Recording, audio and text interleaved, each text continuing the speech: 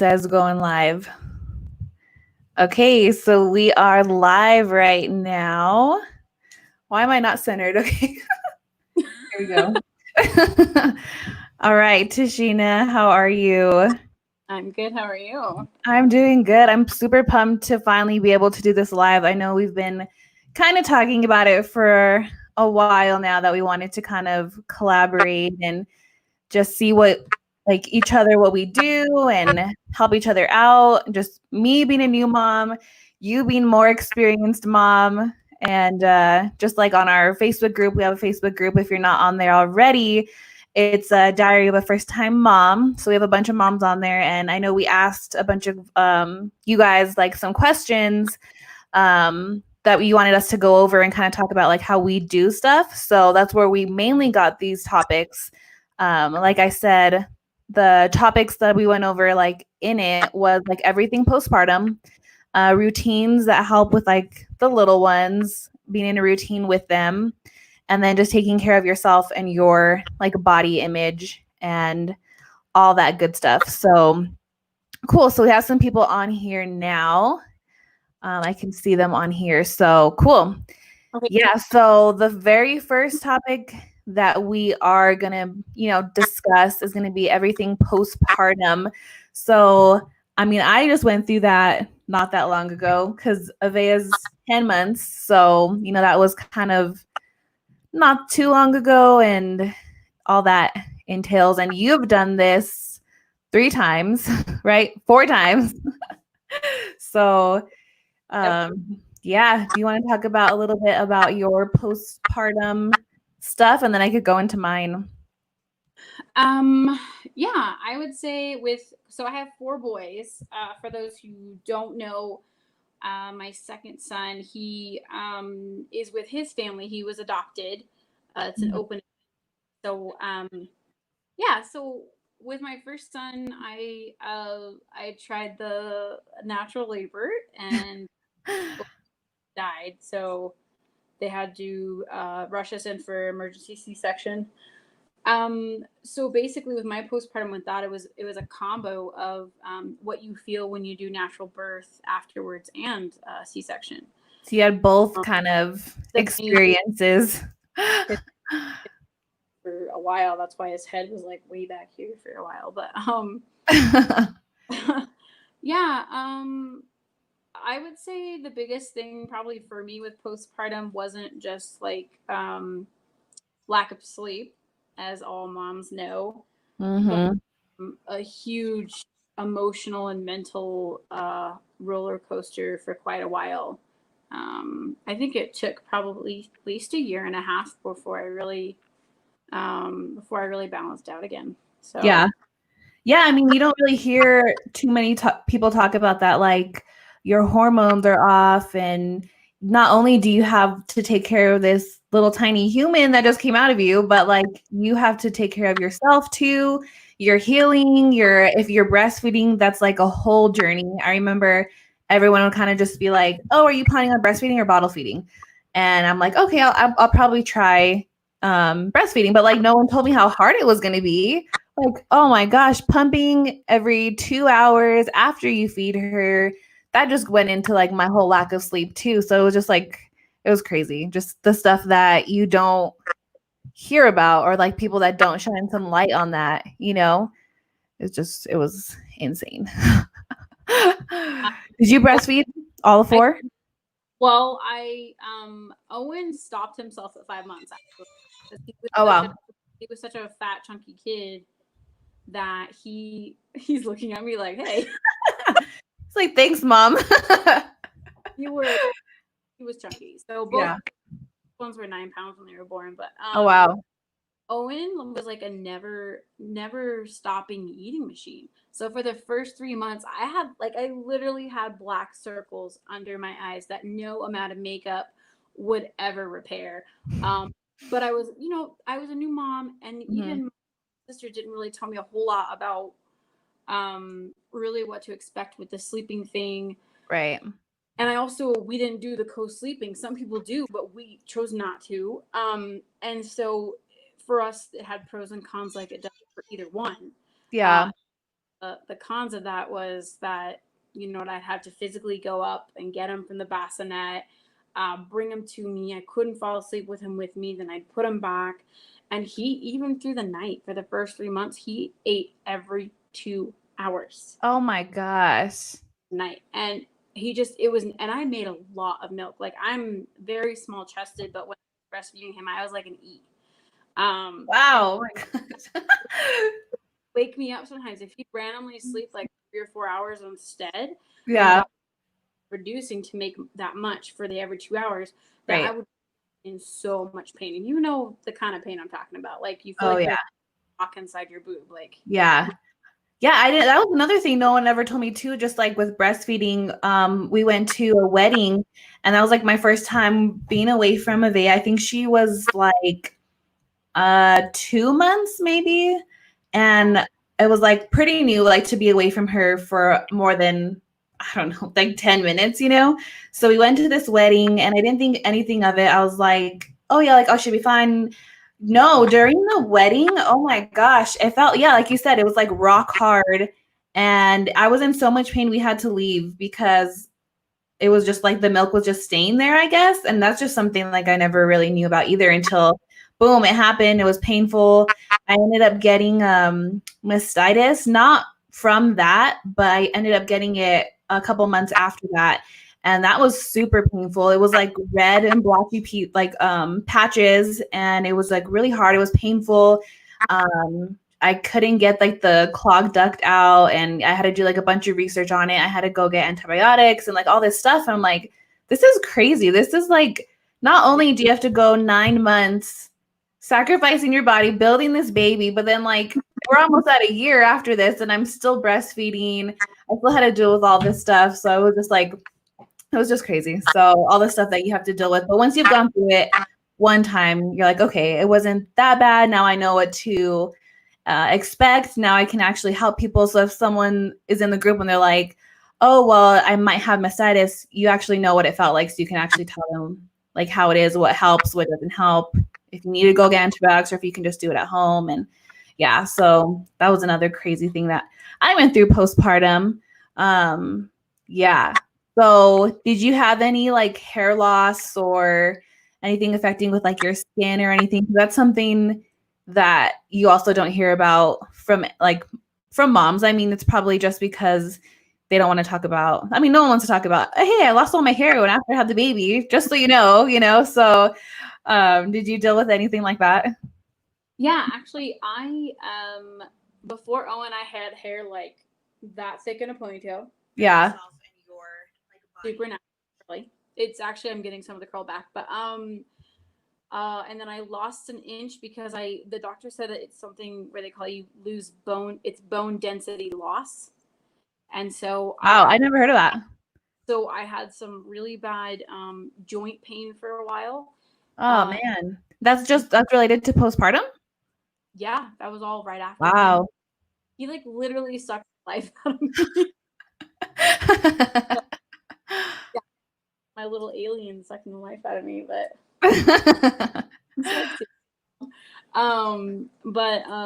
yeah, so I had hair loss.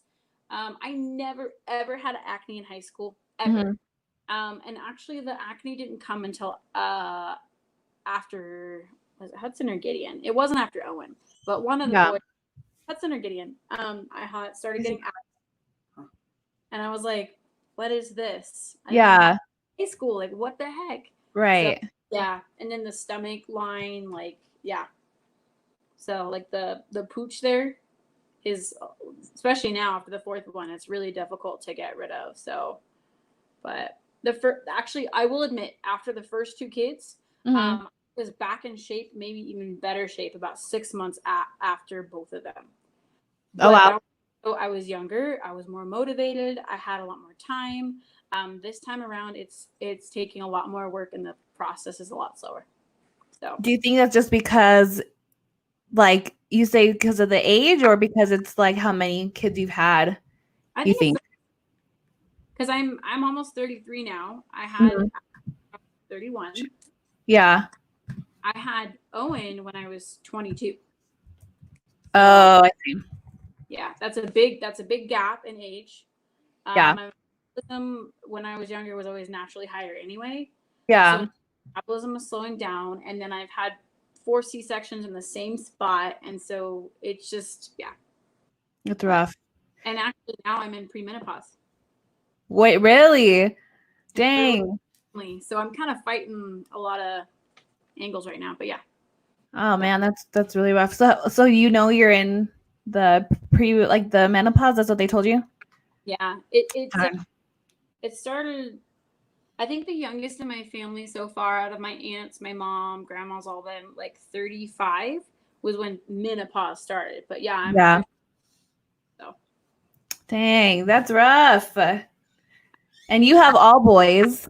Mhm. So how's the life at home with all boys? Because I just have a baby girl and Jonathan. So my house, I mean, like she's crazy. She's gonna probably start walking soon. I know because she's like on the couch and she's kind of like balancing and she'll like walk along the couch and like stuff like that. But I can't imagine all boys with what you deal with right now. That's crazy.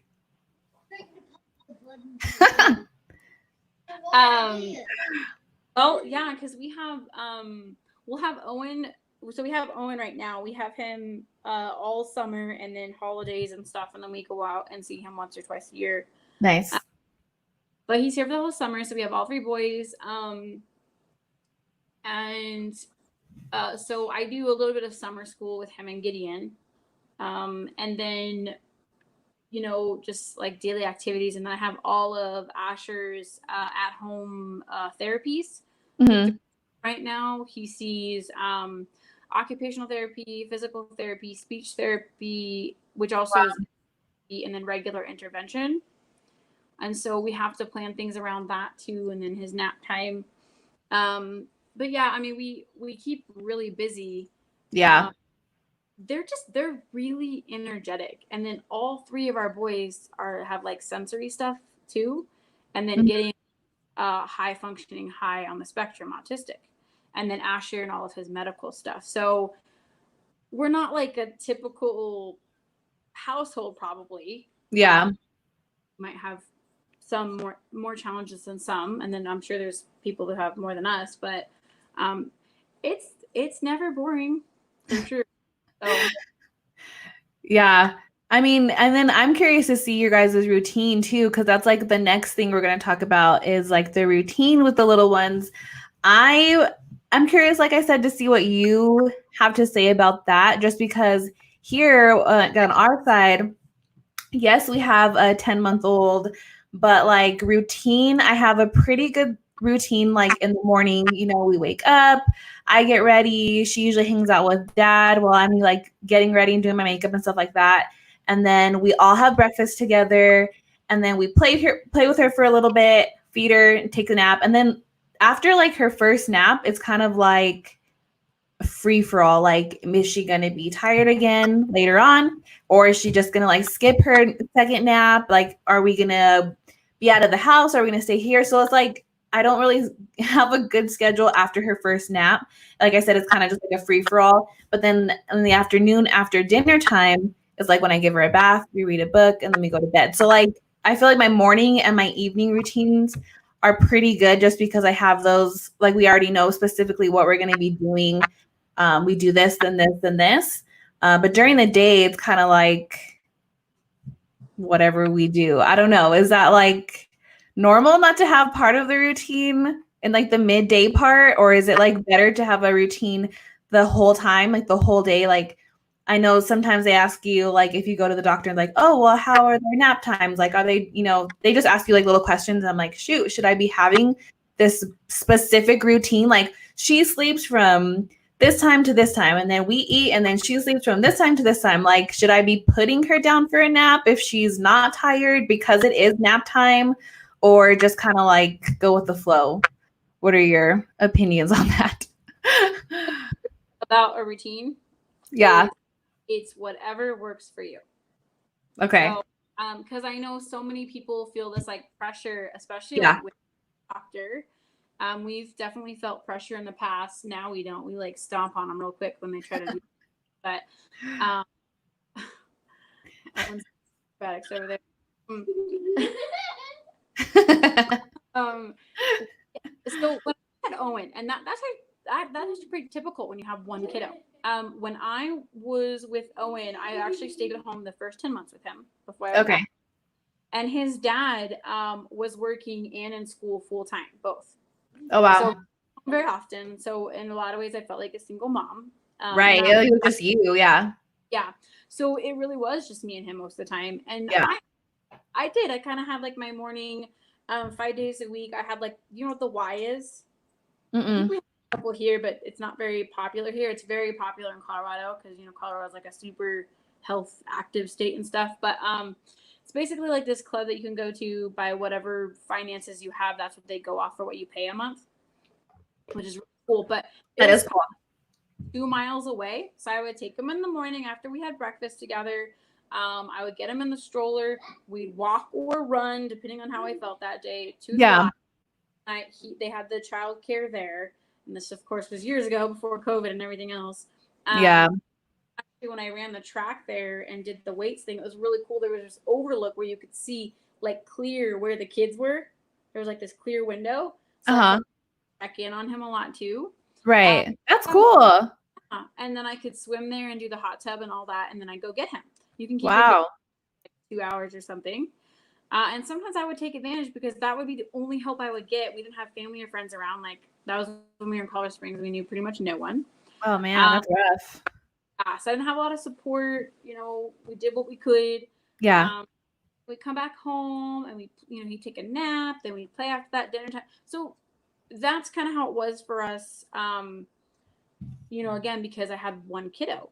Mm-hmm. But as time goes on, if you guys end up having more kiddos, or for the moms already do or thinking about it right now, you'll notice that you kind of just, it's like adding on in things slowly to your routine as you have more kids. And for us right now, a lot of it is, we'll get up, and Gideon used to get up about 4:35 in the morning. Oh my gosh. That's extremely rare occasion now. Now he gets up anywhere from like 6 to 8 in the morning, depending on when he goes to bed. So we'll hang out for the first couple of hours because I can't function. Yeah. That's so early. Yeah, it is. And then we get ready for the day, brush teeth, make beds, all that stuff. Mm-hmm. He sleeps in the latest. He'll get up around like anywhere from 8 to 9:30. Okay. Long time. So and then we'll do like our morning routine stuff, hang out. 3 days a week Owen does writing, math, and reading, and then Gideon I just do some individual stuff with, and then Asher goes down for his nap. Then we'll play outside because he can't do the pool stuff, and then it just kind of depends. Weekends are more fun and flexible because Isaac's here to help. Okay. Evenings, Isaac and I have to figure out, like, he gets home at 3:30 from work because he works from 5 a.m. to 3 p.m. Wednesday, and then sometimes he takes an extra day, and so he'll come home, work out in the gym here, or he'll work out in the gym near work first and come home. I go to my CrossFit. Okay. And then that's like so that's when Isaac takes the kids and then you go by yourself to CrossFit. Okay. So I do like the 5:45 p.m. class normally, and then 9 a.m. But we just kind of like, that's the general idea. But sometimes we all feel lazy. We'll have a lazy day and we literally don't even get out of pajamas. Yeah. We just hang out and do nothing all day. There you go. About those days, but sometimes you need a day like that. So right. No, yeah, I think that's important too, just to have like that rest where you like don't have any plans. You're like, let's just stay here and we'll hang out. We'll do whatever we want. We can go outside. We can do this and that, but no plans are nice too. So you guys kind of do have your routine, it sounds like, but you kind of are like flexible with it, right? Yeah. Okay. When you have, especially when you have an autistic kid in the mix, and then a kid that has, that's not even counting all of Asher's medical stuff. Right. So we have his interventions during the week with the Zoom sessions with all the therapists. And then we do a pump change every 2 days where we mix the medication, Mm-hmm. do the new pump, switch it over, and we also have to do his dressing care every week too. Oh, wow. Yeah. So you guys are pretty busy with everything like that. So, do you want to talk a little bit about Asher's situation, just so ones that haven't ever heard of or have no idea what we're talking about? Okay. A little bit more detailed. So the ages of my sons, they are Owen will be 11 soon. Hudson, the son that was adopted, he's 8. We see him a couple times a year. Normally we'll fly out there, they fly out here. And then Gideon will be 4 in August, and then Asher is 20 months. So Asher was born with a really extremely rare syndrome. It's called Adams-Oliver syndrome. There's about 125 cases known in the whole world with this. Wow. Yeah, when the genetics doctor came to us after he was born, we were like, huh? Like, what are you talking about? Yeah. A whole lot of research on it, actually. So he struggled a little bit with breathing then, but nothing like severe, so they weren't too concerned. And he had like a small hole in his heart too, but they were like, oh, it's going to heal on its own. Yeah. Well, the 3 main things with Adams-Oliver syndrome: you have cutis aplasia on your head, which is like split skin, but his was completely open. You could actually see a little bit of the brain matter. Yeah. They have mottled skin, which is like, when your kids get really sick or upset, they have like that spider veiny patchy look on their skin. Yeah. That's baseline for him all the time. So it gets more pronounced when he's upset or sick, but how kids almost always look when they're sick with their skin. And then he doesn't have a left foot. So normally it's like fingers, some kind of extremities are missing, an arm, a foot, maybe both, whatever. So he has, hi Tink, he has a prosthetic that he's learning to walk with, and he's also learning to walk without it. But yeah, so we started having like some major issues with him about, what is it? We're in almost July now, right? It was middle of, he had been struggling off and on a couple times in and out of the hospital just for a few days for some pulmonary hypertension, but it was very mild. Yeah. We were finally told by the cardiologist a little while before this happened that he could be weaned off his oxygen slowly. Well, oh, wow. Seemed to be okay. Then March 12th, I was home with just Gideon and Asher. We were hanging out, and Asher threw up and then passed out. But it was like really quick. He recovered. He came to really quick, and I was like, okay, he's fine. Like, I was checking. Yeah. I was like, he's probably just had the flu, because he's like 5 seconds before that, he's like laughing and smiling. And I go down to lay him down on another part of the carpet to clean him up, and then he starts having a severe seizure. Oh my gosh. His body, like, literally. That's so scary. And his chest went completely stiff, his chest and his stomach. And he's breathing. I felt him, and I realized, I'm like, he's having a seizure. Oh my gosh. He wasn't breathing. I was about to perform CPR. And then thankfully, and this is all while I'm on the phone with 911 and Isaac else.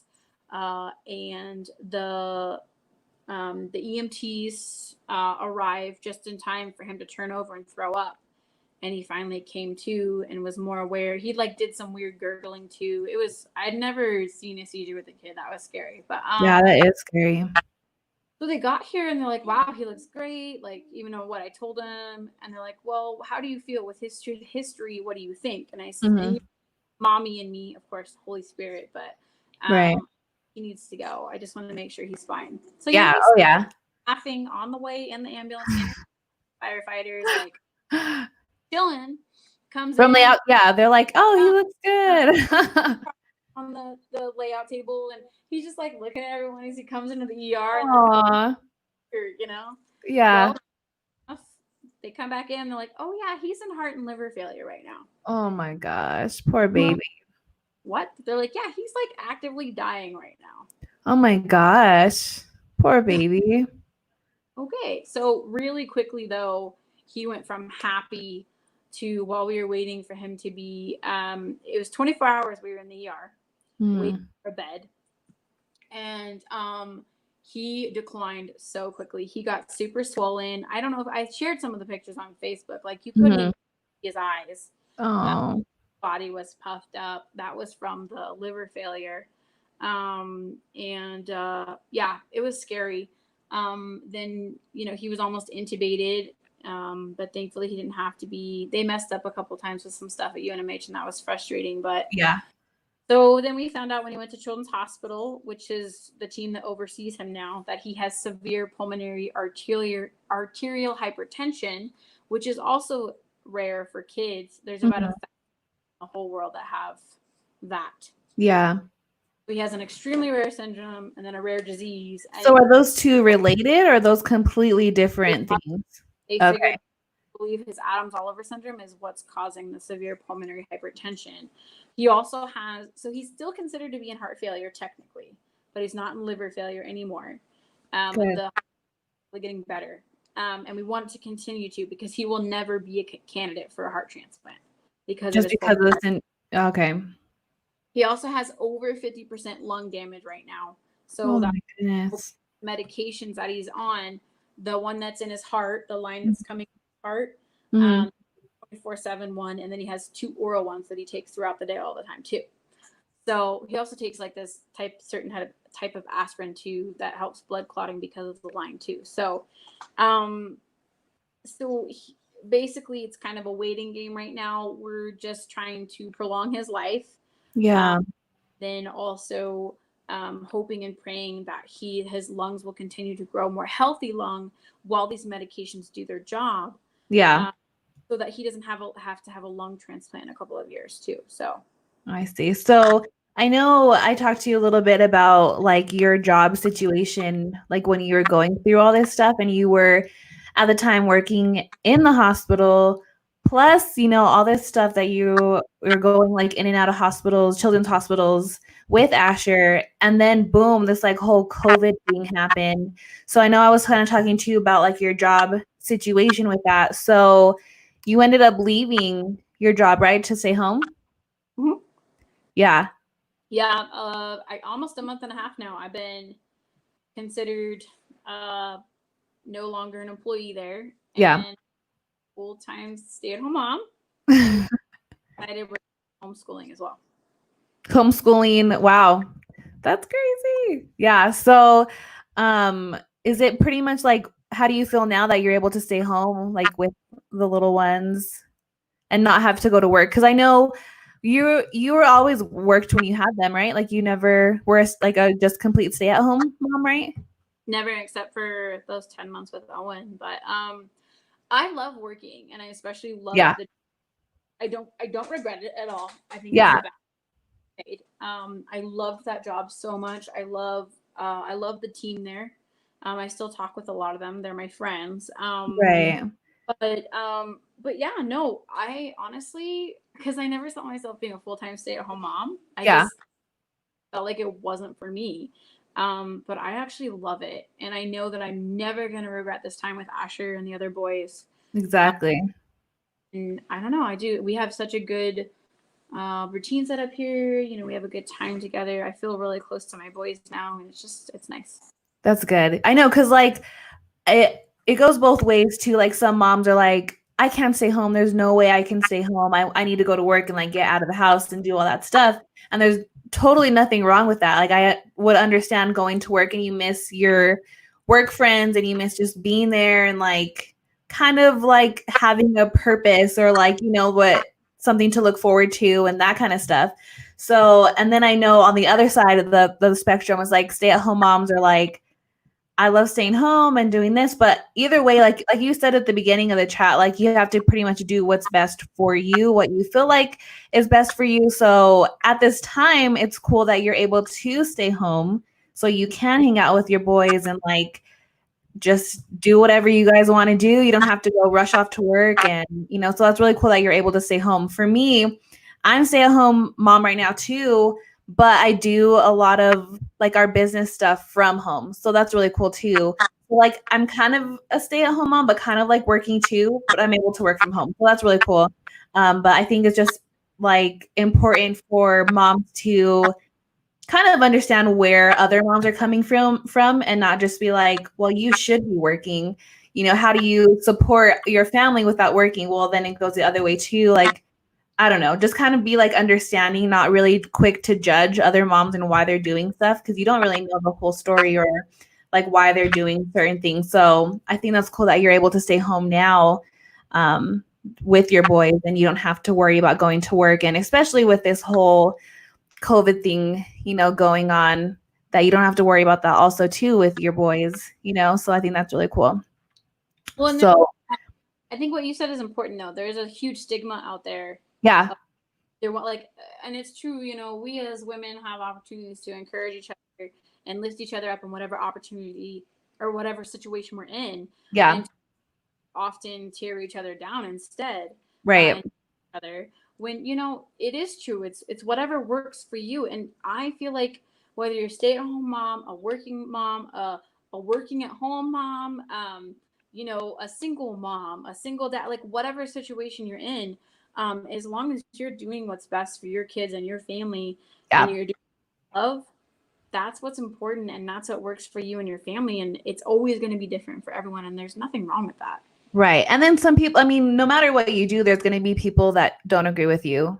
Yeah. You're never, like, no matter what you do. Yeah. Even too, just like breastfeeding and formula, like some people will tell you, this is what you should be doing, this is what you shouldn't be. And it just like goes both ways. It's like, hey, as long as you're feeding your baby, who cares? Like, they're going to be healthy no matter what. So like you said, that's just really important. Just no matter what, is best for your family. You don't have to like completely listen to everybody else's perspective. They don't know the whole story. So I think that's really important too. And that really goes into like our next thing is like self-care and taking time for yourself and body image and that kind of stuff too. I remember postpartum, I was like super into the gym, which I mean, I am now too, but I was like really into the gym and going all the time, eating really well. Boom, got pregnant. Okay, cool. Well, I'll continue to work out. I'll continue to eat well, of course, especially now, because I'm growing this baby inside me. So I was eating really well. And then I was like, I'm going to be that mom that right after I have a baby, I'm going to get back into my jeans and like, pre-pregnancy, and I'm going to do it. And I was just super confident that I would be able to do that no matter what. And then, so then we had Avea, and I thought, I'm going to do this like natural birth. I'm going to do this. And it was like, we went in to just check on her. Your fluids are low. You're having her tonight. We're like, what? We did not expect that. Like, my husband did not even pack his bags for the hospital. We were just, like, I was like, we were not prepared for that, And so yeah, we ended up having her cesarean too. And was not in like my birth plan at all. I was like going over affirmations and going over all this stuff to have like that natural birth, because that's what I thought I was going to do. And so, yeah, that was like completely different and unexpected. And then the recovery was pretty tough for that. And I didn't really know too much about it because I was like, no, I'm having a natural birth. Like, I already know, like, I thought I could control that, whatever. And so that was really different. We had to pretty much, I couldn't do a lot afterward, even just being home. It was hard to just like even lay down flat in bed and like to lift myself up like in a seated position. That was excruciating pain, and I didn't really want to be on too much like pain meds, but we just kind of had to go with the flow. And like, okay, so for the first month, I think we slept in the living room just because it was easier for me to like get up and like sit up that way. And so yeah, I was saying, going back to like the beginning, what I was saying, that I thought I was going to be like, oh, I'm going to jump back into this routine and like start, working out right away. And that was not the case. I actually really had to like rest and pretty much just enjoy like being home, but like also like the healing process and getting used to what my life is going to be now, and just like enjoy it, not like having to worry about, my time is ticking, I need to get back into my clothes that I was in before. Once I kind of let that go, that was a lot easier. Like, I didn't have so much pressure on myself. Like, you need to be going to the gym. You need to be doing this. Like, no, actually, I need to be healing right now, and not have to worry about all like the weight loss and all that stuff. Like, I did start going once I got cleared to go, but I was trying to jump back into like what I was doing like the heavy weight and like the crazy cardio and like stuff that I was pretty much just doing before. But I really had to like step back and be like, okay, I pretty much need to start all over again and like start slowly and just pretty get out of the house too and just go work out. And then you just feel so much better too. It wasn't like just I don't know, like when you were first going and you just were worrying about like weight loss and this and this. After that, after like I didn't have that much pressure on myself, then I was like, okay, I'm just doing this to kind of clear my head. This is good for my body. Like I'm not worrying about getting back into like that shape that I was before. Like of course I am now. Like I want to, get back there, but just like those first couple of months, I would say like don't have so much pressure on yourself to snap back into it, because I know a lot of us have seen people that have done it and you're like, oh my gosh, they look amazing and they just had a baby 2 months ago. That's crazy. I can do that. It's like, I mean, yeah, if you could do that, that's awesome. Like I'm kudos to you for doing that, but like that wasn't the case for me. And it was really nice, like I said, just to get the pressure off of myself first and like, okay, I don't really have to do this. Let me give myself time to heal. And that was really nice. So, I mean, now I'm going to the gym and it's really nice. And my husband actually watches the baby when we go now. And it's really nice to get back into the routine. But she's already 10 months now that we're finally getting back into like, I can go every day now.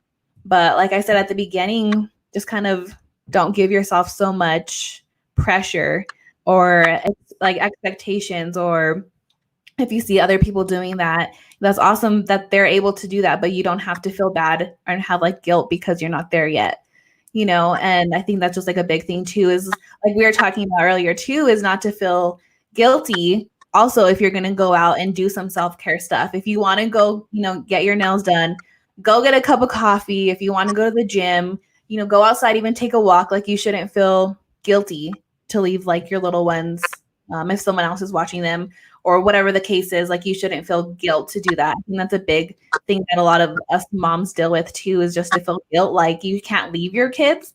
But I think that's really important because like they say, you can't pour from an empty cup.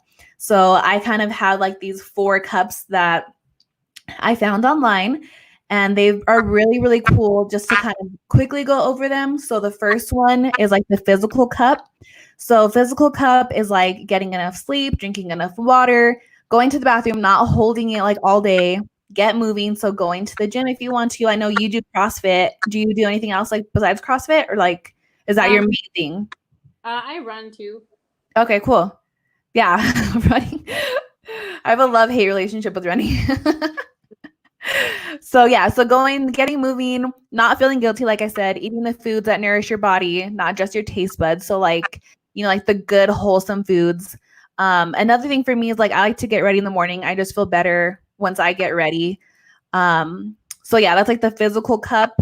The next one is the emotional cup. So this one's more challenging, just having boundaries, when to say no, when to ask for help, decluttering, and using like positive affirmations. So I know that's really big.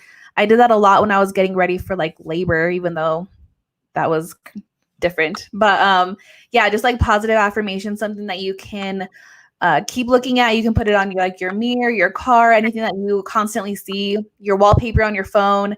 I like to do like some scriptures too, if I'm going to be, like reading my Bible or like journaling, just something that you can see throughout the day that's like positive. Then the next one is the mental cup. So this one is like stimulating your brain. So reading, coloring, writing, puzzles, just staying positive, not really like talking to toxic people or people that are like always negative, stuff like that. So I think that one's really important too. And then the last one was a spiritual cup. That one is like meditate, pray, journal, Bible study, and get outside. So I think those are all really, really cool and important, just because self-care isn't just like this one thing. Like, oh, let me, I think it's like all 4 of these things together.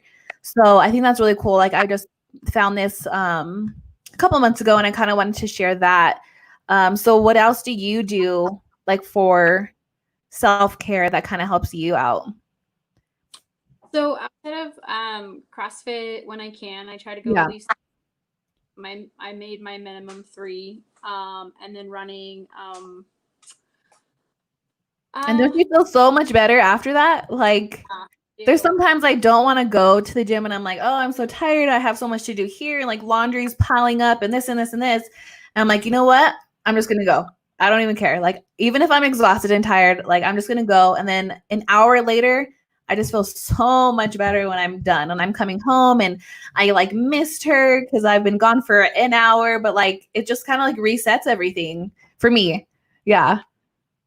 It definitely does. Like mentally and physically, I do feel reset. Yeah. If it feels like crap during the time, especially for office, oh my gosh, it's such a love-hate relationship, like addicting. But sometimes like we also have a Bible study we do now once a week with a few friends, a group that we're in, and then Very cool. Isaac and I try to make the effort, which is harder right now with Asher when we're the only ones who know how to do most of his medical stuff. But at least once every 2 weeks now to do some kind of form of date night, even if it's good. Like kids go to my parents or his parents and we stay at home and have time to ourselves without them here.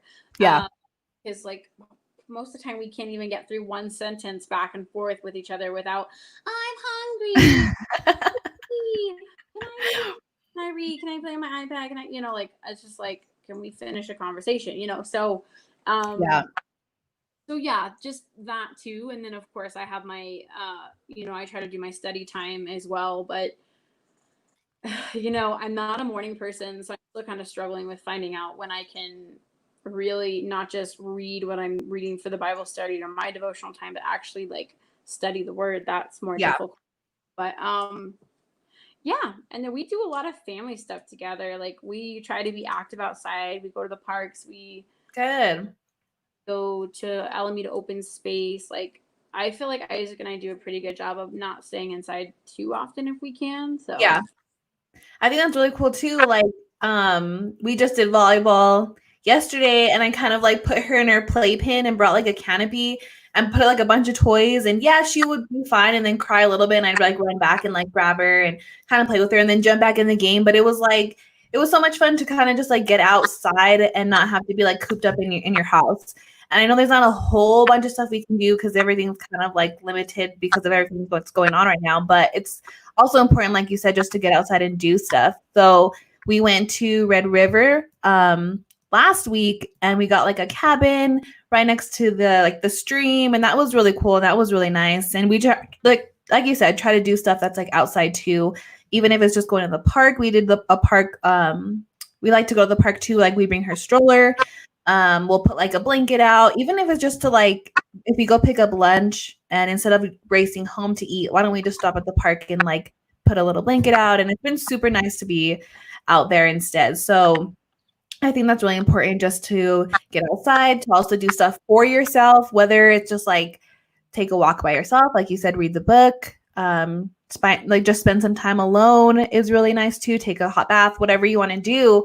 But I think the biggest part of it is not to feel guilty about it. So, I mean, obviously you're not going to be gone for like 5 hours without, seeing them, unless that's what like your plan is. But if you just take like 30 minutes to an hour and then you just feel so much better and refreshed, but you shouldn't feel guilty about going and doing these things and, building yourself back up so then you can, be a better mother and a better wife and just feel better. Because then if you're not, then you're just kind of grumpy and you're like, oh, why am I doing this? And I remember like my husband was going to the gym and I wasn't at the time, like I wasn't ready to go back yet. And I was like grumpy about it. Like, well, how come you get to go? How come I have to stay home and watch the baby? Like, just like grumpy, like I was just emotional about it. And he's like, well, then go. Like, just make it a priority then. And like, I can help you. He's like, I can watch her. But at first I was like grumpy about it. Like, that's not fair that you get to go and blah, blah, blah, blah. And he's like, well, you just have to make it a priority then. I'm like, oh, okay, you're right. Okay, maybe I will. And then I won't feel guilty. And then it works out so much better. So yeah, I mean, I think we covered a lot so far. I mean, that was like our first live, and I think we pretty much covered everything. I'm looking at like my notes and stuff. And yeah, we did a lot of stuff. I can't really see any comments, unfortunately. I had John come in here and see if he could figure it out, but I can't see any comments. So I think what we're gonna have to do is just like comment back, just like on the actual post, like not really. We won't be able to go live, answering the Q&As because I can't see them. Can you see anything on your side? Let me check. If not, I do have another possible idea. Actually, hold on. Okay. Yeah, because I'm like, I don't see anything on this side, but I'm also live on my TikTok. So what's up, TikTok people? I know I'm not exactly looking at you guys. I can see kind of my comments here, a bunch of hearts, and a bunch of tags. So hi guys, thank you. Okay, for being on. I can see it now. Okay, cool. From the app on my phone and see.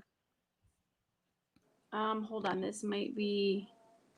Just if there's any questions that are on there that we can answer live, and then if not, like I said, we could probably just answer them in the comments. Another idea is I'm totally fine with this. I don't care if I put it on media. Because I'm like open to if anyone needs anything, but I can give you guys my number. You can text the question to me, and then I'll say out loud to Alicia what the question is, and then her and I can kind of give input. I don't mind doing that. So if anyone wants to text questions to us for the Q&A time, my number is 505-589-8056. Cool. Yeah, and the next time we'll probably, like I said, this is just like our very, very first live. So the next time, if anybody else wants to be on live with us, let us know. If you have questions or if you have more topics that you want us to go over, let us know that too. And then next time we'll try to like have the comments live so we can answer questions as it's going.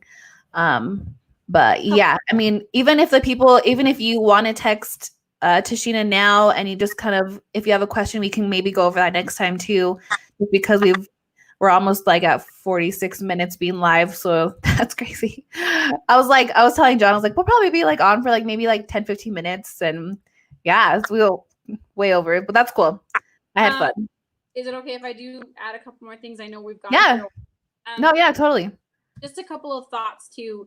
Even if I want to just point out a couple things. So even if you're a new mom, been a mom for a while, whatever it is, I'll admit, and I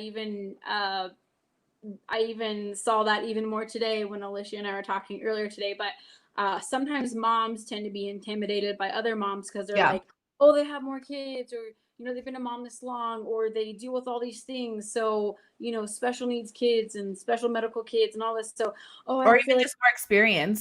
Yeah. You always have something to give because your experiences, your perspective on things, what you're going through with your family, like those are all different perspectives. And so you never know, even if you're a new mom, you never know. You could say something that might really help another mom out, or make her alone, or so I hope that you guys never feel like you don't have something to give, because you always do. I mean, Alicia's here, she's been a mom for 10 months and she's here with me.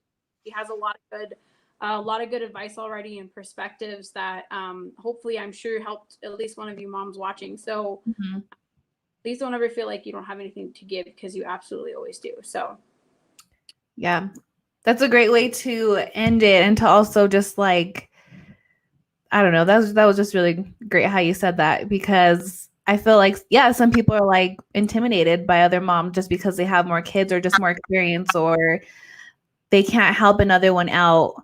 But just like, you've learned so much stuff in the time that you have been a mom, even if it's been like a week, more more than the person that hasn't had their baby yet, like there's so much that you can give. So I'm glad that you said that. I think that was really important. So yeah, but if anybody wants to add some more topics, like we said, we can do this again. Or if you want to be with us next time or anything like that, any questions that you guys have, you can text her too, and we'll try to go over that for next time. So, oh wait, I do have something that popped up. What is your zodiac sign? Someone said. I don't even know where this came from. I don't really believe in zodiac signs, so I don't even know what I am, honestly. I'm sorry. That's the only question that I got. But yeah, anything else that comes in, just let us know. And thank you guys for watching. We hope you guys have a good day, and just let us know if you guys have any questions for next time. We plan on doing this, I don't know, maybe next month or a couple weeks. Who knows? We'll see how it goes. So it was good talking to you, Tashina, and we'll talk again soon. All right, bye. Bye.